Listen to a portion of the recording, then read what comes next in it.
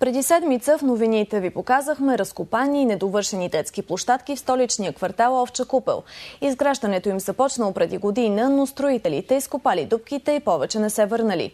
От столичната община ни увериха, че фирмата изпълнител, отговаряща за проекта, ще завърши ремонта до 17 август. На какво обаче се натъкна екипът ни след крайния срок? Вижте. Оказа се, че промяна в състоянието на детската площадка има. Край камъните в празните пясъчници са се появили опасни за децата дървени конструкции.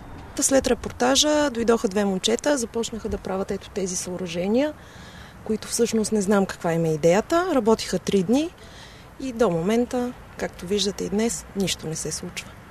Майките в парка споделиха, че сега дори е по-опасно, защото по-големите деца се катерили по конструкциите, които не са обезопасени. Изглеждат доста паянтови. Не знам на тях, ако се сложат люлки, нямам представа как ще се люлят децата.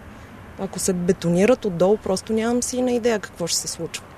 Потърсихме Столична община за отговор, но 2 дни екипът ни не успя да получи обяснение за неизпълненото обещание. За БНТ 2 Деница Янкова.